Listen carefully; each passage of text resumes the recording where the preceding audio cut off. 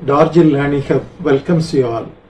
My dear students, ஏற்கனவே நம்ம வந்து 2 எபிசோட்ல ரிஃப்ளெக்ஷன் ஆஃப் லைட் ரேஸ் குறித்து நம்ம பார்த்துருக்கிறோம். டைப்ஸ் ஆஃப் மிரர்ஸ் குறித்து பார்த்துருக்கிறோம். 2 டைப் ஆஃப் மிரர்ஸ் இருக்குது அப்படிங்கிறதையும் பார்த்துருக்கிறோம். 2வது எபிசோட்ல வந்து கான்கேவ் மிரர்ல இமேஜ் எவ்வாறு ஃபார்ம் ஆகுது அப்படிங்கறத குறித்து பார்த்துருக்கிறோம். அப்ப இந்த எபிசோட்ல கான்வெக்ஸ் மிரர்ல எப்படி இமேஜ் ஃபார்ம் ஆகுது, வெவ்வேறு பொசிஷன்ஸ்கள்ல ஆப்ஜெக்ட் இருக்கும்போது கான்வெக்ஸ் மிரர்ல எவ்வாறு இமேஜ் ஃபார்ம் ஆகுது அப்படிங்கறத குறித்து முதல்ல பார்க்கிறோம். அப்புறம் இந்த கான்வெக்ஸ் மிரருடைய யூசஸ் என்ன அப்படிங்கறத பார்க்கிறோம். 3வது, what is the sign convention used for reflection both for convex mirror as well as for concave mirror. 2 மிரருக்கும் சைன் கன்வென்ஷன் எப்படி அப்படிங்கறத குறித்து பார்க்கிறோம். இறுதியாக ஃபைனலாக 2க்கும் சேர்த்த மிரர் ஃபார்முலா என்ன, அதுல மேக்னிஃபிகேஷன்னா என்ன அப்படிங்கறத குறித்து நம்ம இப்ப என்ன செய்யறோம் பார்க்க போறோம். முதல்ல இந்த 4 ஆஸ்பெக்ட்ல முதல்ல வந்து image formation by a convex mirror நம்ம பார்க்க போறோம். கொஞ்சம் ரிகலெக்ட் பண்ணி பாருங்க. கான்கேவ் மிரர்ல இமேஜ் ஃபார்மேஷன் என்ன பார்த்தோம் அப்படின்னா 6 இடங்கள்ல ஆப்ஜெக்ட் இருந்தது. 6 இடங்கள்ல ஆப்ஜெக்ட் இருக்கும்போது இமேஜ் வந்து எப்படி ஃபார்ம் ஆச்சுது அப்படிங்கறத உங்க மைண்ட்ல ரிகலெக்ட் பண்ணி பார்த்துங்க. இங்க வந்து நம்ம 6 இடங்களை பார்க்க போறதில்ல, 2 இடங்கள்ல மட்டும் ஆப்ஜெக்ட் இருக்கும்போது இமேஜ் எந்த இடத்துல ஃபார்ம் ஆகுது. இந்த இமேஜ் ஃபார்மேஷனை குறித்து நம்ம பார்க்கும்போது ஏற்கனவே போன எபிசோட்ல நம்ம சொல்லி இருக்கிறோம், ஒரு ரே டயக்ராம் ரொம்ப ரொம்ப இம்பார்ட்டன்ட். இந்த ரே டயக்ராம் எப்படி அப்படிங்கறதை கொஞ்சம் ரிகலெக்ட் பண்ணீங்க. நான் திரும்ப ஒரு தடவை உங்களுக்கு ரொம்ப ஷார்ட்டா ரே டயக்ராத்தை பற்றி ரிமைண்ட் பண்றேன். ஒன்று, a ray parallel to the principal axis. Principal ஆக்சிஸ்க்கு பேரலா இருக்கக்கூடிய வரக்கூடிய rays after reflection will be passing through the focal point அப்படின்னு சொல்லி பார்த்திருக்கிறோம். But in the case of the convex mirror, it appears to come from the focus point. இரண்டாவது, a ray passing through the focus point. Focus point வழியாக வரக்கூடிய light ray ஆனது after reflection will be parallel to the principal axis. That is converse of the first case. இந்த centre of curvature வழியாக வரக்கூடிய ரே ஆனது after reflection மீண்டும் centre of curvature வழியாக அது செல்லும். 3வது, ஒப்ளிக்காக இன்சிடென்ட் ஆகிறது, ஒப்ளிக்காக ரிஃப்ளெக்ட் ஆகும். இது வந்து ரே டயக்ராம் நம்ம ஏற்கனவே கான்கேவ் மிரருக்கும் கான்வெக்ஸ் மிரருக்கும் பார்த்திருக்கிறோம். இந்த ரிகலெக்ஷனுடைய அடிப்படையில நம்ம இந்த கான்வெக்ஸ் மிரர்ல எப்படி இமேஜ் ஃபார்ம் ஆகுது அப்படிங்கறத நம்ம என்ன செய்யறோம் பார்க்க போறோம். அப்ப இங்க வந்து நமக்கு வந்து ஒரு இன்ஃபைனைட் இடத்துல ஒரு ஆப்ஜெக்ட் இருக்கிறதாக நம்ம வந்து இப்ப எடுத்துக்குவோம். இப்ப ஆப்ஜெக்ட் எங்க இருக்குது, இந்த இன்ஃபைனைட் டிஸ்டன்ஸ்ல ஒரு ஆப்ஜெக்ட் இருக்கிறது. இந்த ஆப்ஜெக்ட்ல இருந்து நமக்கு வந்து பேரலல் ரேஸ் வருது. நான் இந்த கிரீன் லைன்ல போட்டிருக்கிறேன் பாத்துங்க. அப்ப பேரலாக வருகிறது, parallel to the principal axis. இதுக்குதான் பேர் வந்து பிரின்சிபல் ஆக்சிஸ். இப்ப நான் போட்டுட்டு இருக்கிறேன் இல்லையா, ஆப்டிக் இந்த போல் வழியா போகக்கூடிய இதுக்கு பேர் வந்து பிரின்சிபல் ஆக்சிஸ். அப்ப இந்த பிரின்சிபல் ஆக்சிஸுக்கு பேரலாக இந்த ரே ஆனது வருகிறது. ஆஃப்டர் ரிஃப்ளெக்ஷன் இது என்ன செய்யுது, இந்த இடத்துல வந்து படுது. பட்டதுக்கு அப்புறம் after reflection it appears to come from the focal point. இதுதான் ஃபோக்கல் பாயிண்ட். இந்த ஃபோக்கல் பாயிண்ட்ல இருந்து அது ரிஃப்ளெக்ட் ஆகி வர்றது போல நம்ம பார்க்கிறோம். இப்படி ஏராளமான பேரலல் ரேஸ் வருது. எல்லா பேரலல் ரேஸும் நமக்கு எங்கிருந்து எந்த இடத்துல நம்ம இருந்து கிளம்புது அப்படின்னு சொன்னா இந்த பிரின்சிபல் போக்கஸ்ல இருந்து ஆஃப்டர் ரிஃப்ளெக்ஷன் டைவர்ஜ் ஆகிறது போல நமக்கு தோணுது. அப்ப இந்த எல்லா ரிஃப்ளெக்டட் ரேயும் இன்டர்செக்ட் பண்ணக்கூடிய பாயிண்ட் எது, இந்த எஃப்ல தான் அது வந்து இன்டர்செக்ட் ஆகுது. இப்ப இந்த எஃப்ங்கிற இடத்துல நமக்கு வந்து ஒரு இமேஜ் கிடைக்கும். நான் வந்து ஒரு பாயிண்ட் சைஸ்ல போடுறேன் அப்படின்னா அந்த இமேஜ் வந்து ஹைலி டிமினிஷ்ட், நல்லா டிமினிஷ்ட் ஆயிருது, பாயிண்ட் சைஸ்ல இருக்குது. அப்ப இந்த வார்த்தை நமக்கு மிக முக்கியமானதாக இங்கே இருக்கிறது. என்ன பாயிண்ட்? Highly diminished. அதே போல இது வந்து வெர்ச்சுவல் இமேஜாக இருக்கும், எரெக்டாக இருக்கும். வெர்ச்சுவல் இமேஜ்னா என்னது? கண்ணாடிக்கு உள்ள தெரியும், கண்ணாடிக்கு உள்ள தெரியும், வெர்ச்சுவலாக இருக்கும். நம்ம வந்து பிளேன் மிரர்ல பார்த்தோம் அப்படின்னு சொன்னா கண்ணாடிக்கு உள்ளுக்குள்ளையாக தெரியுது. கண்ணாடிக்கு உள்ள தெரியக்கூடிய அந்த இமேஜ் வந்து வெர்ச்சுவல் இமேஜ். அதே சமயத்துல அந்த இமேஜ் ஆனது வெர்ச்சுவலாக இருக்கும், மிரருக்கு பின்னாடி தெரியுது. It will be behind the mirror ஆக நமக்கு தெரிகிறத பார்க்கலாம். அப்போ ஒரு ஆப்ஜெக்ட் வந்து இன்ஃபைனைட் டிஸ்டன்ஸ்ல இருந்தது அப்படின்னா இமேஜ் வந்து அதனுடைய பிரின்சிபல் ஃபோக்கஸ்ல நமக்கு ஃபார்ம் ஆகுது. இமேஜ் வந்து வெர்ச்சுவலாக இருக்கிறது, எரெக்டாக இருக்கிறது, ஹைலி டிமினிஷ்ட். இன்னொரு வார்த்தையில சொல்ல போனால் அது வந்து பாயிண்ட் சைஸ்டாக இருக்கிறது. இரண்டாவதாக ஆப்ஜெக்ட் வந்து இன்ஃபைனைட்டுக்கும் அந்த போலுக்கும் இடையில இருக்கிறதாக பார்த்துக் கொள்வோம். அப்ப இது வந்து போல், இது வந்து போல், இது வந்து ஆப்ஜெக்ட் இருக்குது. ஆப்ஜெக்ட் ஆனது இன்ஃபைனைட் டிஸ்டன்ஸுக்கும் போலுக்கும் இடையில் ஏதேனும் ஒரு இடத்துல இருந்ததுன்னா நமக்கு இமேஜ் எங்க ஃபார்ம் ஆகும்? அப்ப ஏபி அப்படிங்கிறது தான் நமக்கு ஆப்ஜெக்ட். இந்த ஆப்ஜெக்டினுடைய ஹெட்ல இருந்து, தலைப்பாகத்துல இருந்து ஃபர்ஸ்ட்ல வந்து ஒரு ரே parallel to the principal axis. இது principal axis. அப்ப இதுக்கு parallel-ஆக அந்த ரே ஆனது வருது. அந்த ரே AD parallel வரக்கூடியது. according to the ray diagram, after reflection it appears to come from the principal focus. F-ல இருந்து அந்த ரே ஆனது வருகிறது போல appear ஆகிறது. It appears to come from the principal focus, that is along dx. dx வழியாக அந்த ரே ஆனது போகுது. ரெண்டாவது ரே எடுப்போம். ரெண்டாவது ரே அதனுடைய சென்டர் ஆஃப் கர்வேச்சர் வழியாக போறதாக வச்சுக்கோ. சி வந்து சென்டர் ஆஃப் கர்வேச்சர். இந்த சென்டர் ஆஃப் கர்வேச்சர் வழியாக போறதாக இமேஜின் பண்ணிக்குவோம். ரே டயக்ராம் என்ன சொல்லுது? சென்டர் ஆஃப் கர்வேச்சர் வழியாக ஒரு ரே போச்சுது அப்படின்னா அதே டைரக்ஷன்ல அது வந்து ரிட்டர்ன் பண்ணி வரும். therefore அடுத்த ரே நம்ம எடுக்கிறோம். AE is the ray. AE is the ray passing through the center of curvature. After reflection it retraces the path. அந்த பாதையை அதே பாதையில திரும்ப வருது. அப்ப அங்க இப்போ நம்ம இந்த ரெண்டு ரிஃப்ளெக்டட் ரேயும் எந்த இடத்துல இன்டர்ஃபியர் ஆகுது அப்படிங்கறதுக்கு வேண்டி தான் நம்ம இங்க டாட்டர் லைன் போட்டு நீட்டி விட்டுருக்கோம்.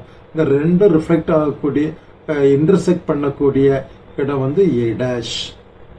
அப்ப இதனுடைய ஹெட்ல இருந்து ஏங்கிறது அந்த ஆப்ஜெக்டுடைய ஹெட், இந்த ரெண்டு இன்டர்ஃபியர் பண்ணக்கூடியது A'. அப்ப இந்த இடத்துல ஆப்ஜெக்டுடைய ஹெட் வரணும். அப்ப A'B என்பது நமக்கு அதனுடைய இமேஜ். அப்ப அந்த இமேஜ் A'B என்பது இமேஜ். இந்த இமேஜ் நமக்கு எப்படி இருக்குது? டிமினிஷ்டா இருக்குது. வெர்ச்சுவலா இருக்குதா? ஆமா, வெர்ச்சுவலா இருக்குது. ஏன் வெர்ச்சுவலா இருக்குது? It appears behind the mirror. Behind the mirror அப்படின்னு சொன்னாலே வெர்ச்சுவல். அப்புறம் எரெக்டாக இருக்கிறது, டிமினிஷ்டாக இருக்கிறது. 3 பாயிண்ட்கள் நமக்கு மிக முக்கியமானது நம்ம படிக்கும்போது. அப்புறம் எங்க அது ஃபார்ம் ஆயிருக்குது? ஃபார்ம் ஆயிருக்கக்கூடிய பொசிஷன் என்னது? எஃப்க்கும் போலுக்கும் இடையில், பிரின்சிபல் ஃபோக்கஸுக்கும் போலுக்கும் இடையில் இது வந்து ஃபார்ம் ஆயிருக்குது. அப்ப இது வந்து நம்முடைய இரண்டாவது கேஸாக இருக்கிறது. முதல் கேஸ திருப்பி ஒரு தடவை ரெக்கலெக்ட் பண்ணிக்கிறேன். முதல் கேஸ் ஆப்ஜெக்ட் வந்து இன்ஃபினிட்ல இருந்தா பிரின்சிபல் ஃபோக்கஸ்ல இருக்கும், வெர்ச்சுவலாக இருக்கும், எரெக்டாக இருக்கும், ஹைலி டிமினிஷ்டாக இருக்கும். போலுக்கும் இன்ஃபினிட் டிஸ்டன்ஸுக்கு இடையில, செகண்ட் கேஸ் போலுக்கும் இன்ஃபினிட் டிஸ்டன்ஸுக்கு இடையில இருந்தது அப்படின்னா ஆப்ஜெக்ட் வந்து போலுக்கும் ஃபோக்கல் லென்த்துக்கு இடையில பிஹைண்ட் த மிரர் நமக்கு ஃபார்ம் ஆகும். அதுவும் வெர்ச்சுவலாக இருக்கும், எரெக்டாக இருக்கும், டிமினிஷ்டாக இருக்கும். This is the image formation about the convex mirror. அப்ப நம்ம இது எல்லாத்தையும் சம்மரைஸ் பண்ணி இந்த டேப்லெட் காலத்துல உங்களுக்கு போட்டிருக்கிறேன். திரும்ப ஒரு தடவை பார்த்துங்க. இன்ஃபினிட்ல இருந்துன்னா ஃபோக்கஸ்ல இருக்கும், பிஹைண்ட் த மிரர் பொசிஷன் அது, சைஸ் வந்து ஹைலி டிமினிஷ்ட், நேச்சர் வந்து virtual and erect. Between infinity and pole இருந்தது அப்படின்னு சொன்னா between P and F behind the mirror, diminished, virtual and erect. அப்ப இது வந்து இமேஜ் ஃபார்மேஷன். இதனுடைய யூசஸ் என்ன? கான்வெக்ஸ் மிரருடைய யூசஸ் என்னன்னு பார்த்தோம்னா எல்லாருக்கும் தெரிஞ்சதுதான். நம்முடைய வெஹிக்கிள்ல ரியர் வியூ மிரராக காருடைய ரெண்டு சைடுலையும் பார்ப்பதற்கு டிரைவர் பக்கத்துல இருக்கக்கூடிய அந்த மிரர் வந்து கான்வெக்ஸ் மிரர். ஏன் வெஹிக்கிள்ஸ்ல அந்த மிரர் நம்ம வச்சிருக்கிறோம் அப்படின்னு சொன்னா, நமக்கு எப்பவுமே ஆப்ஜெக்ட் எங்க இருந்தாலும் சரி நமக்கு வெர்ச்சுவல் இமேஜ் கிடைக்குது, எரெக்டா இருக்குது, டிமினிஷ்டா இருக்குது. அப்போ ஒரு பின்னாடி ஒரு இந்த படத்தை போட்டிருக்கூடிய படத்தை நீங்க பாத்தீங்க, பின்னாடி ஒரு கார் வருது. அப்ப அந்த கார்ல வந்து நமக்கு வந்து சின்னதா தெரியும், காருடைய சைஸ் அளவுக்கு நமக்கு தெரியாது, டிமினிஷ்டா இருக்கும். தூரம் நமக்கு வந்து கொஞ்சம் வித்தியாசமா காட்டும், தூரம் வந்து ரொம்ப தூரத்துல இருக்கிற மாதிரி காட்டும் அது வழியா பார்த்தாச்சுன்னா. ஆனா ஒருவேளை அது பக்கத்துல வந்திருக்கும். அதே சமயத்துல அந்த கான்வெக்ஸ் மிரர் வந்து அப்படி பல்ஜ் ஆகி அப்படி வந்து இருக்கிறதுனால, கர்வ்டு அவுட்வர்டா இருக்கிறதுனால, வெளிப்பக்கமாக அது வந்து கர்வ்டா இருக்கிறதுனால வைடர் வியூ வந்து வைடர் ஃபீல்ட் ஆஃப் வியூ, கொஞ்சம் நிறைய ஏரியாவை அது கவர் பண்றதுக்கு வசதியாக இருக்கும். இந்த காரியங்கள்னால கான்வெக்ஸ் மிரர் ஆனது பயன்படுத்தப்படுகிறது. இனி அடுத்ததாக sign convention for reflection by spherical mirrors பார்க்க போறோம். இந்த சைன் கன்வென்ஷன் ரெண்டு சிஸ்டத்துக்கும் அப்ளிகபிள். ரெண்டு சிஸ்டம்னா கான்வெக்ஸ் மிரருக்கும் கான்கேவ் மிரருக்கும் அப்ளிகபிள். இந்த சைன் கன்வென்ஷனுக்கு இன்னொரு பேர் வந்து நியூ கார்ட்டீசியன் சைன் கன்வென்ஷன் அப்படின்னு சொல்லி பேரு. இதுல pole of the mirror is taken as the origin.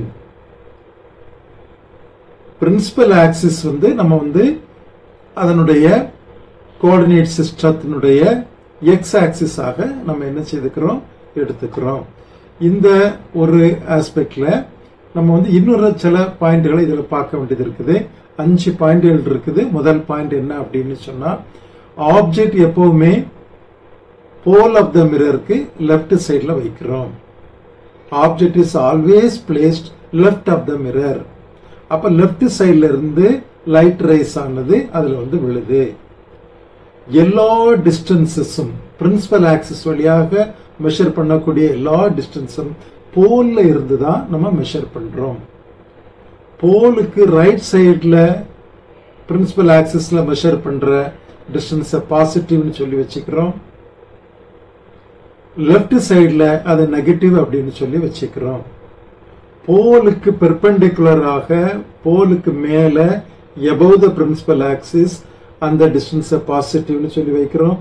போலுக்கு கீழே below the pole it is taken as negative. இந்த ரெண்டு காரியங்களையும் நம்ம எப்பவுமே மைண்ட்ல வச்சுக்கிட்டு சைன் கன்வென்ஷன்ல அப்ளை பண்ணி நம்ம எல்லா காரியங்களையும் என்ன செய்யிட்டு இருக்கோம், கால்குலேஷன்ல நமக்கு இதை பயன்படுத்த போகிறோம். அடுத்தபடியாக என்ன அப்படின்னு சொன்னா மிரர் ஃபார்முலா. மிரர் ஃபார்முலா அப்படிங்கிறது அந்த மிரரை டிசைன் பண்றதுக்கு, மேனுஃபேக்சர் பண்றதுக்கு தேவையான ஒரு ஃபார்முலா. ஆப்ஜெக்ட் உடைய டிஸ்டன்ஸை u அப்படிங்கிற எழுத்துனால குறிப்பிடுறோம்.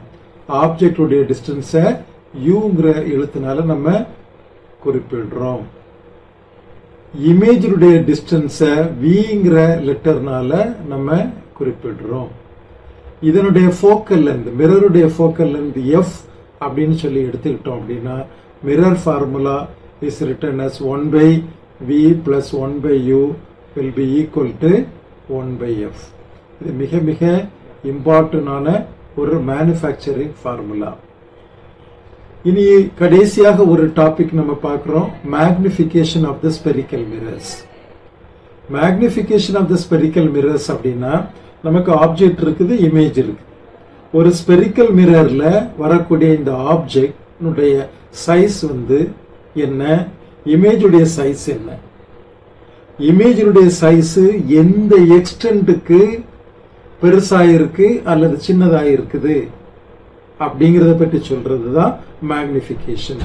த relative extent to which the image of an object, ஆப்ஜெக்டினுடைய இமேஜ் ஆனது எந்த எக்ஸ்டென்ட்டுக்கு அது இன்க்ரீஸ் ஆயிருக்குது அல்லது டிக்ரீஸ் ஆயிருக்குது, மேக்னிஃபை ஆயிருக்குது அல்லது டிமினிஷ்ட் ஆயிருக்குது அப்படிங்கிற சொல்றது தான் இந்த மேக்னிஃபிகேஷன் ஃபேக்டர்.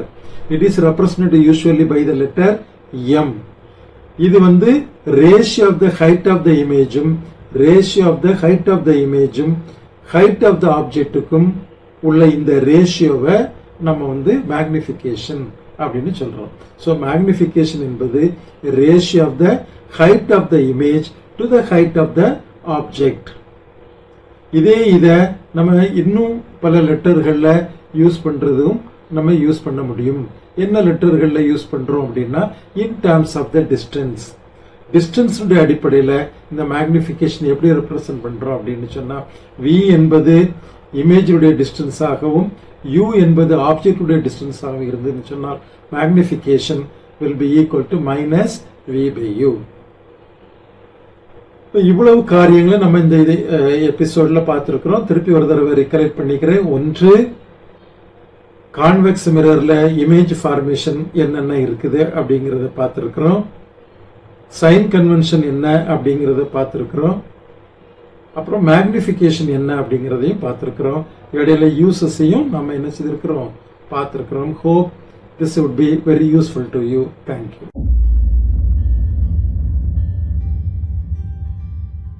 இந்த வீடியோ உங்களுக்கு பிடிச்சிருந்ததுன்னா லைக் பண்ணுங்க, ஷேர் பண்ணுங்க, கமெண்ட் பண்ணுங்க. இதே மாதிரி இன்னும் நிறைய வீடியோஸ் பார்க்கணும்னா மறக்காம டார்ஜில் லேர்னிங் ஹப்பை சப்ஸ்கிரைப் பண்ணுங்க. அந்த பெல் ஐகானையும் பிரஸ் பண்ணுங்க.